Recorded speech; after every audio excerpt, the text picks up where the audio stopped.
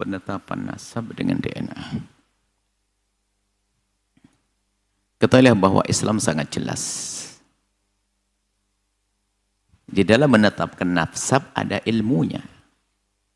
DNA tidak masuk dalam hal ini. Dan justru bahaya sekali kalau sudah orang masuk pembahasan-bahasan seperti ini. Urusan nasab jangan dihubungkan dengan urusan DNA. DNA baru berguna nanti adalah misalnya untuk masalah kejahatan, untuk mencari atau untuk mengetahui tentang bukan urusan nasab. Kalau nasab sudah ada di dalam Islam, hati-hati, bahaya sekali nanti. Sebab kalau DNA itu nggak kenal akad nikah, biarpun nggak nikah, DNA bisa saja nyambung, nggak ada pernikahan. Sementara di dalam Islam ada namanya pernikahan yang sah.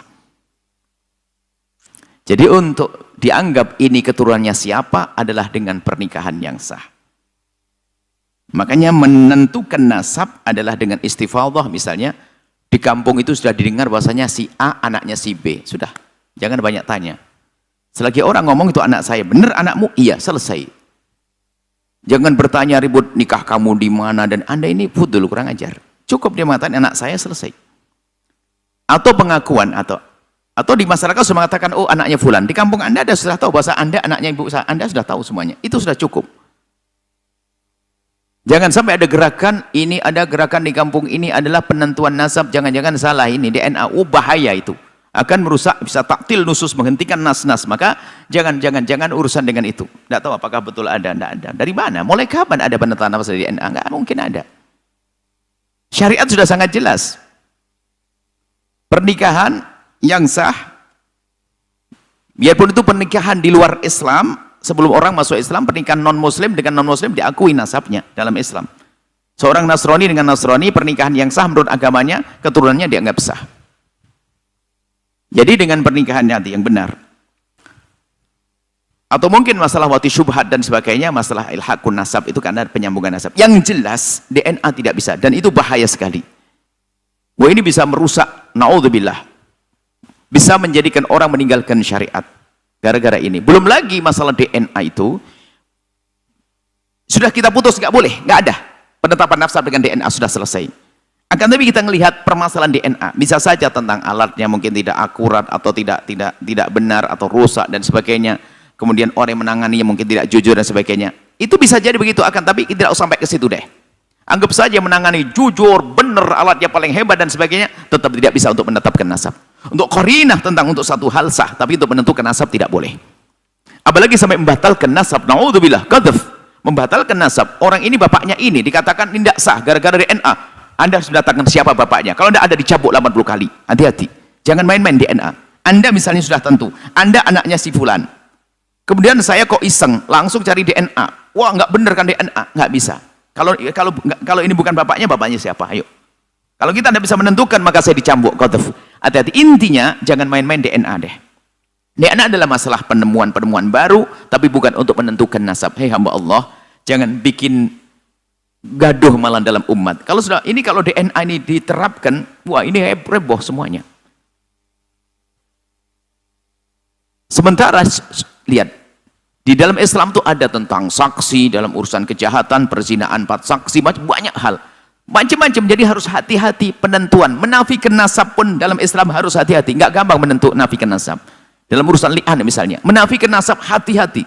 Menentukan nasab adalah ada rambu-rambunya. Maka ingat, kalau sudah kita yakini bahasanya orang itu nasabnya sambung, sudah, Anda jangan banyak tanya. Jangan Anda meragukan. Kalau Anda meragukan, Anda menuduh dia berzina. Naudzubillah. Nuduh orang berzina adalah dosa. Ya, mohon maafin, saya tidak tahu apakah betul masalah DNA. Dari mana masalah DNA? Ini aneh sekali, nggak masuk pembahasan para ulama, nggak akan membahas masalah itu sebagai penetapan nasab. Tidak akan ada. Karena apa? Bukan begitu cara menetapkan nasab. Bahkan itu kalau diterapkan malah membahayakan. Sehingga besok bisa gerakan di kampung ini adalah tes DNA. Waduh, kacau, orang deg-degan. Biarpun yang nikahnya benar, nggak ada masalah, pasti deg-degan. Dan bukan begitu Islam. Hati-hati ya, mohon maaf lah. Nggak mungkin, saya tidak percaya. Mungkin Anda salah. Nah, mana ada penentuan nasab dengan DNA? Mana? Tidak ada itu semuanya. Penentuan nasab adalah dengan istifadhah. Kalau sudah di kampung itu anaknya dia, maka itu selesai. Jangan. Jadi tidak diperkenankan sama sekali menentukan nasab dengan DNA sama sekali. Dan tidak perlu kita masuk ke wilayah itu. Baik untuk membuktikan hanya sekedar coba-coba. Karena kalau sekedar coba-coba, kalau giliran salah, maka kita akan suudzon kepada bapaknya sendiri. Na'udzubillah. Dan jangan berkata tidak mungkin salah. Oh tidak. Masa mungkin salah? Sementara dalam Islam sudah sangat jelas ya. Mohon maaf ya, jangan main-main urusan itu lah, nggak ada lah. Nggak akan ada dibahas masalah ini.